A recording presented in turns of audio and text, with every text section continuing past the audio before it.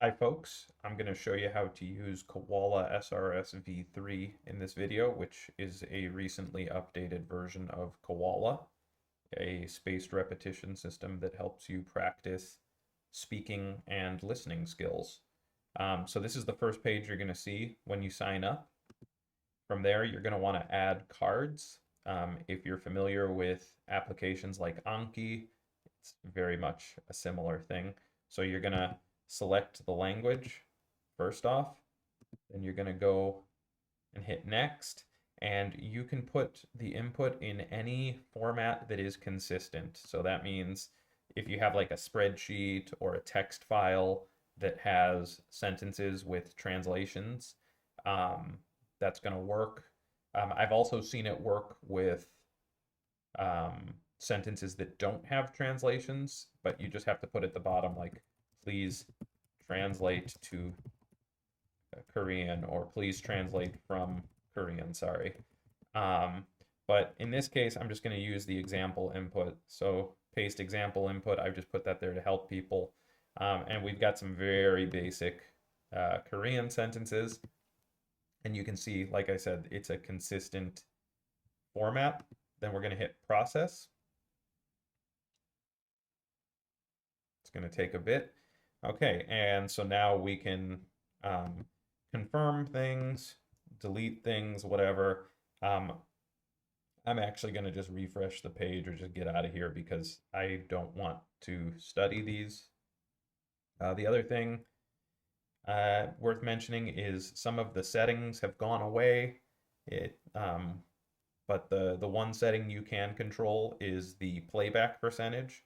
So when I go into the study page, you're going to see that occasionally it plays back the audio. Um, I only like that about 10% of the time.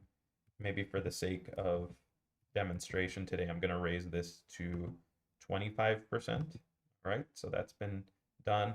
And then the other thing is, just like in spaced repetition systems like Anki, um, you have the ability to view your deck. I have several thousand cards at this point. I've been using this for about 4 months. And then there's the edit page that I um, need to clean the UI up a bit, but it shows you statistics, when did you review it last, that sort of thing. You can delete it, update text. So now let's go to the study page, and we're going to start hearing quiz audio. 급한 업무가 없어서 다행이에요. Okay, so on this page, you saw that we get our prompt. So I have to translate that text to English. And just like in Anki or other spaced repetition systems, you have to pick how hard you think it is, your perceived difficulty. And then as soon as I press that button, it's going to start recording my audio because this is a speaking app. Um, and you'll also notice that if you take too long to respond, like I was sitting here talking the whole time, um, these responses are timed. So if you take too long to respond, you won't be able to reply with easy or good. And since I've been taking so long to respond, the only thing I can really choose is I can either fail the card, or I can say that the card was very hard. If I find that this has a spelling error in it, or I otherwise made a mistake, I can hit the pause reviews button, and it'll ask me if I'm sure, and I don't actually want to do that. Um, and I can also edit the card here. But let's go ahead and play it again, and then I'm going to reply. 급한 업무가 없어서 다행이에요. I'm going to take a guess here. It's fortunate that there are no urgent matters. We need to accurately understand the situation. Okay, and so now that I answered that question, it moves to the next card, and it's exactly the same thing, except um, this is now saying that it's a speaking quiz. So last time I translated it to English. This time I'm going to translate it to Korean. And yeah, that's so let's do it in the other direction now. I already forgot what the quiz was, so let me play that again. We need to accurately understand the situation. Here I go. Here's my best guess.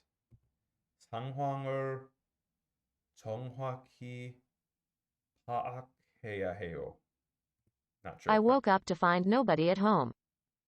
So in the background, it's going to be grading all of the cards. And right here, you're going to see that there's a failure queue. Rather than stop you while you're studying, it will batch all of your failures until you have 5 failures, and then it will show them to you. So I'm going to intentionally fail a couple of these. Let's see here. I woke up to find nobody at home. Okay, so I'm going to fail that one. Whoops. Push the wrong button. I go to work on time. 요청받은 파일을 열어주세요. Yeah, so I'm just going to press the fail button multiple times in a row. 다국어로 번역할 수 있어요. This one's easy. It can be translated to multiple languages. 사내 규정을 지켜주세요. 주로 뭐예요? Okay, so I failed 5 cards in a row, and it's going to show you why you failed. This is one of those areas where there's still bugs, and I still need to tweak the prompt that we're feeding to the AI. So because it's not 100% precise, you do have the ability to agree or disagree with how it rated it. And I am, well, I guess if you manually hit the fail button, disagreeing doesn't actually do anything. So I'm going to go ahead and agree there. Also going to agree there. Let me see if we got a legitimate failure. It's been 4 years since I graduated from school.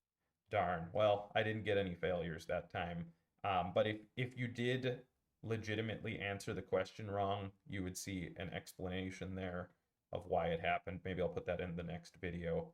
But yeah, that's mostly how Koala works, and that's what's new in version 3. So feel free to check it out and let me know what you think. It's still a very early project, so I really appreciate everyone's feedback.